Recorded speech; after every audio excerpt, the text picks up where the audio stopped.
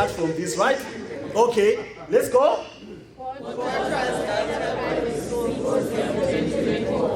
Take control of your data. Take control of your data.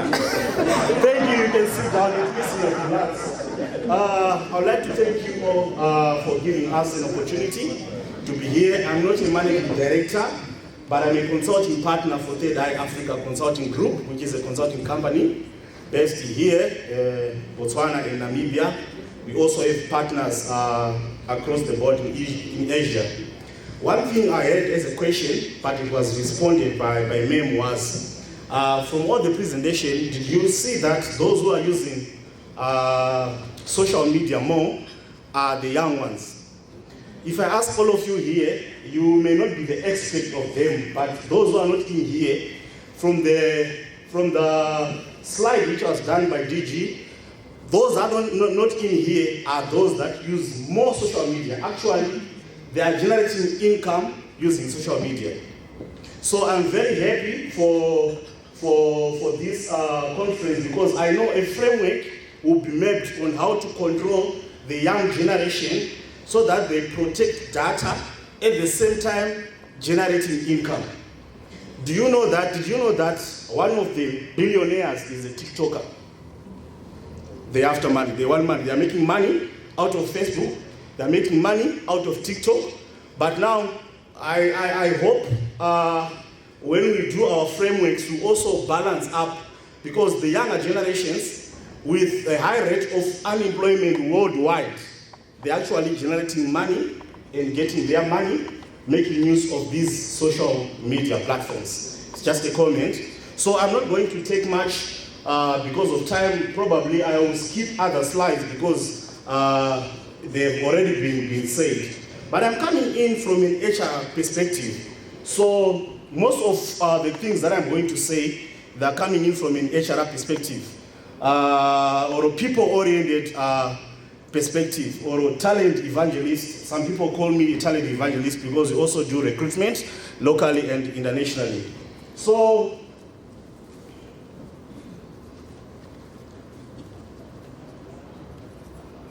no, this one is just a slide to validate. I'm not a doctor, but I'm a doctor. I will be very soon. I've written more than 500 articles, Newsday, I've written other Southern African papers in African Renaissance. Very soon I will also be, I'm inspired by them. So, data protection and ecosystem. Then the second, we'll talk about the type of workforce we need to manage our data. Then strategies to develop such a workforce. Pardon me, I will skip other slides and I will only focus on the slides that I feel are very key and will also contribute to the framework that will be done as we proceed. So this has been said, the importance of data protection, it has been said. We talk of data security, we talk of legal compliance, we talk of reputation management. What I've noticed when we started our presentation, we're talking of data, personal data and organizational data. So since we started in the morning, these are the only two perspectives that were being presented. Either we're talking about personal data at personal level or organizational data at organizational level. But obviously all of them, they will translate into the national scope. So the ecosystem, it has already been said. What kind of information do you need? Do you think data protection, sorry, I wanted to say, what kind of information do you think data protection officers need in organization? That's a question. What kind of information do you think, let me say this, what kind of information do you think need to be protected in organizations? When I see my DG noting here, I say yes, noting now. What kind of information do you think needs to be protected in organizations? This is a question. I'm a presenter, but I will also allow you to say something. What kind of information? This has been said, guys. What kind of information? Allow me to, I used to be a teacher long break, so sometimes I raise people who are not raising their hands. Because I know that you are not, yes. personal identifiable information. Yes, that's very true. What other data? Yes. Sensitive? Okay. In an organizational setup, what other data do you think should be protected? Yes. I think all data needs to be protected. All data needs to be Depending with the sensitivity of the data. All data needs to be protected depending on the sensitivity of data. So these are the type of data in an organizational setup that may need, but all data, as you said, depending on the sensitivity. We've got personal identifiable information, names, addresses. This has already been said, right? We've got financial data, bank accounts, numbers, credit information, etc. It has already been said. Health records, medical history, treatment, etc. It has already been said. You understand why I included this slide, because we want to go with an HR perspective in our slides. Now, there is a question that I have been having since we started, because we've got various fraternities here. We've got people that are coming from the legal side. We've got people that are coming from the compliance side. I don't know if compliance and legal is the same, depending with where you're coming from. There are also people that have been coming from the financial background. There are also people that have been coming from the IT background. Now the question that I was having as an HR expert is, who is going to take control of the data? Is it a legal person? Is it an HR? But we HR also have data that we have for people. IT also have data that they have. I don't need a response. I think in your framework, you also need to consider that depending on the qualifications that are needed, as discussed by the researcher, Prof. in the morning. We need to classify what kind of person do we need for a DPO. Now, if you research around all over the world, us as Africans, we have got a tendency of just not being innovative as far as titles are concerned. I'm glad for the first presenter, what's the name of the lady from South Africa that was presenting there? That gave remarks. It was Uganda. It was Uganda. There's someone who said, I'm a knowledge what? Chief Knowledge Officer. Chief Knowledge Officer. Did you hear the title? What do you think a Chief Knowledge Officer does?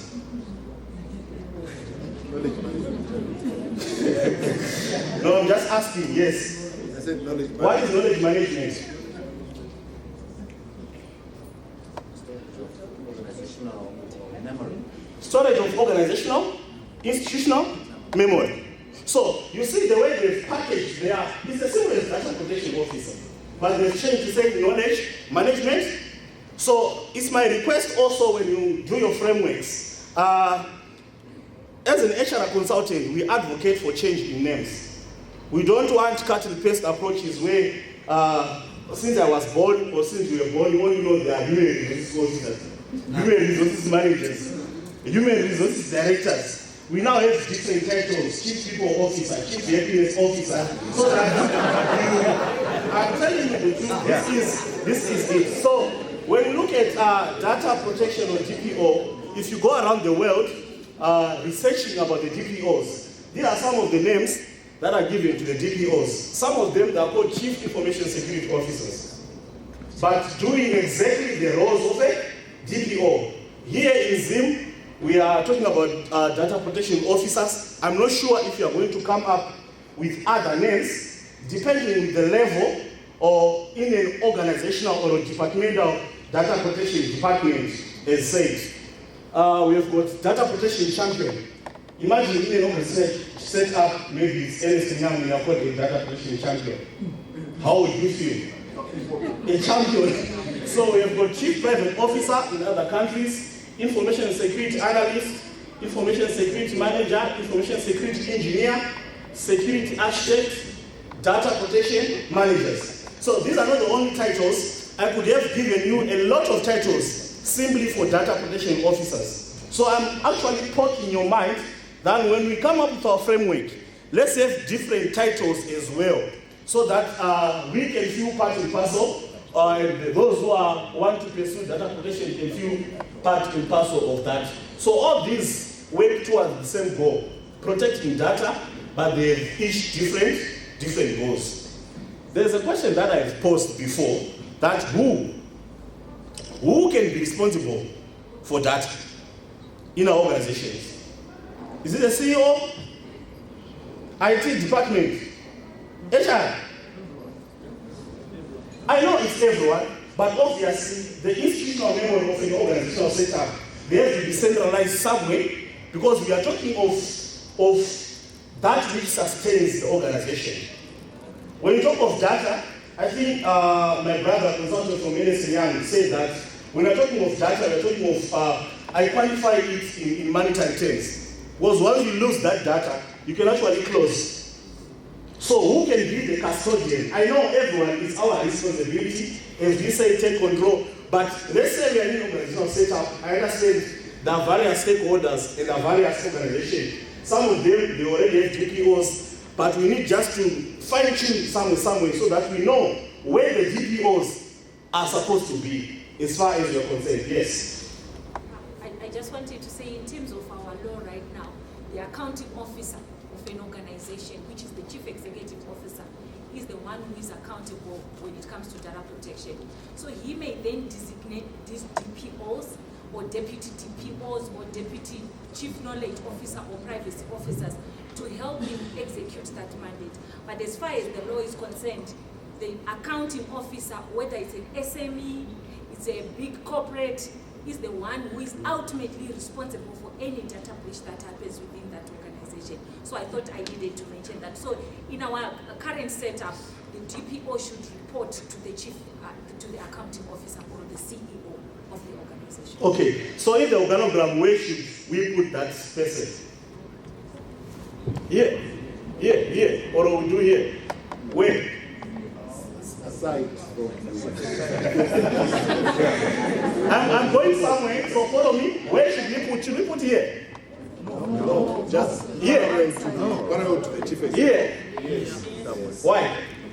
Because he's not more senior than the rest. They don't report to him, but he works hand in hand with the chief executive officer. But I think Okay, these are adult. You know what? In an adult training, there is no wrong answer. We will just consolidate the doctors, the professors, and come up with one answer, right? Yes. since this person is like an all-rounder with all the organizational data, okay. Since this person is an all-rounder with custodianship of organizational data from all departments within the organization, then we need this person to have independence, then reporting directly to the head. To the Yes. CEO. You know, we are allowed to play pens. I think I like his point of view as well. Yes. One school of thought, particularly from banks, is this function sits within the compliance function. And the compliance function has got a functional reporting line to the chief executive or to the board, and then an administrative function to the chief executive officer. When you then read in the statutes to do with banking, it also speaks to unfettered access to information. Because if you are going to be data protection officer, you must be able to access all the information. But in terms of the dynamics, there are so many records and information that is maintained within the organization. You may then need to capacitate those that actually have the information in terms of classification, in terms of how they manage their specific piece of information.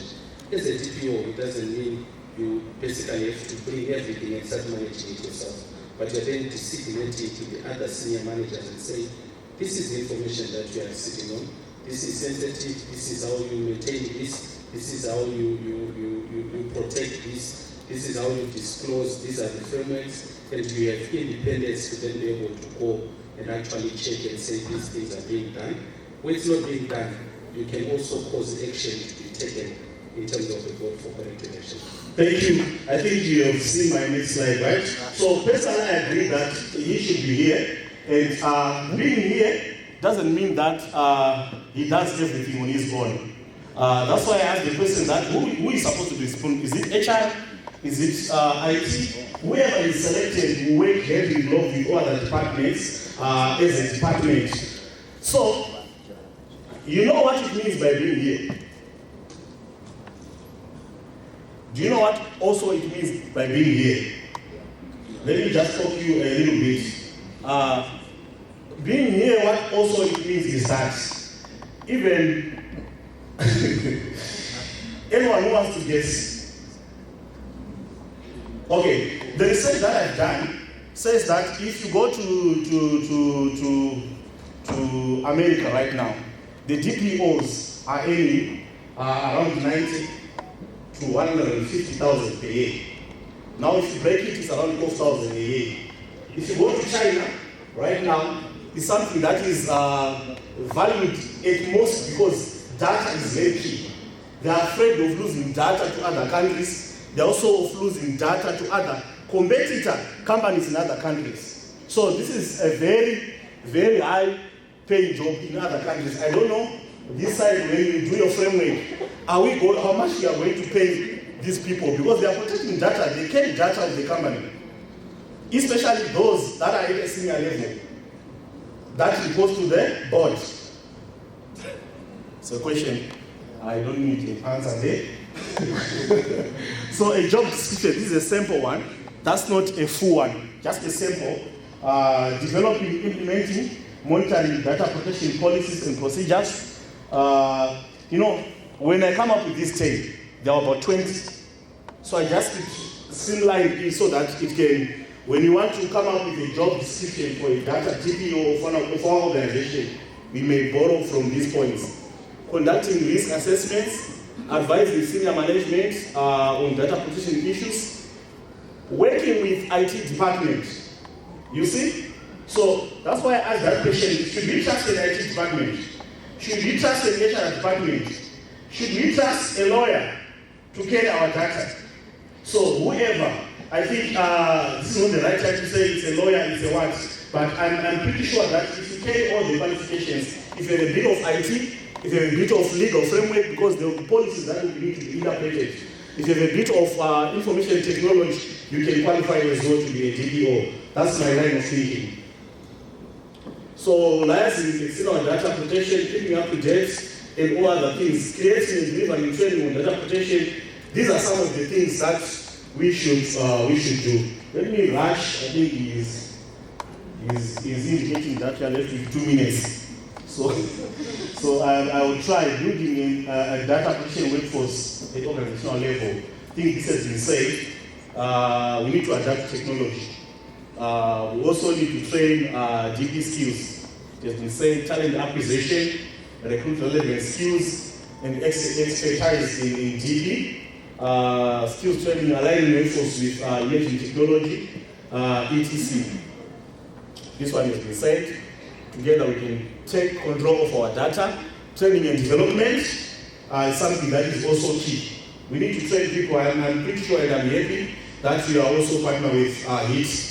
But I think we also, and I suggest we also need to go an extra mile of having regional integration, because if we rely with HIT alone, in terms of innovation, there are other countries that are actually far ahead as far as DPO is concerned, because AI is not on our side. The minister was talking about the big data. Innovation is happening each and every day. People are advancing in ways of working our data. So we also need advancement and healthy regional integration, even with other companies regionally and internationally, other institutes regionally and internationally, so that we take that which is important, that we also protect the DPOs. Mentorship, generational. What am I saying when I say generational? We've got different generations in an organizational setup. We've got the millennials, we've got the Generation Z, we've got the baby boomers, I don't know if they are still there, Generation X. So I'm pretty sure that the people that are supposed to take this role should be the millennials. But in that department, there should be a Generation Z. Who are the Generation Z? These are the young generation. We call the millennials the Zoom generation. Those that are young ones, Generation Z can generate money out of gadgets. Generation Z that I was referring to can generate money out of social media, Facebook. If you lock a Generation Z in a room, 4 hours or a day, 2 hours, you say, I know, when you take $50 somewhere, they generated money.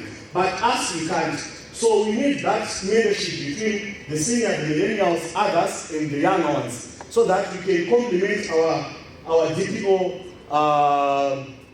department better, because both have got different skills. The new generation will also offer investment on digitalization.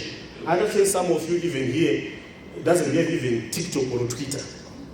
You are saying, yes, it's true, we need to protect our data, but we also need those apps as well. Believe me, myself, next week I'm going to India for a conference. That conference, they located me on LinkedIn, presenting in Victoria Falls, and they called me. So to me, it's a plus because I'm benefiting out of it. I'm actually getting clients out of it. But another generation now, I remember when Facebook started, to join Facebook, right? So we just need a framework so that we don't go to an extent where we will say no to innovation, no to AI upgrading. So I'm saying in a department they should mentorship both the juniors, mentoring the seniors. Do you think it can happen? Myself mentoring Prof, and Prof mentoring me as well. We call it reverse mentoring in HR, where he has the skills that he needs to benefit from me. I also have skills that I need to benefit from him. But obviously, at a senior level, to one who is reporting to the board, it has to be senior, not the junior. Localizing DP practices. What does it mean when we say localizing DP practices? We need to act local but global. I can clap your hands. Yes, I'm happy that we've got integration, Uganda, etc. Yes, we are local, but we have global practices on DPA. So we need also a department among the DPA department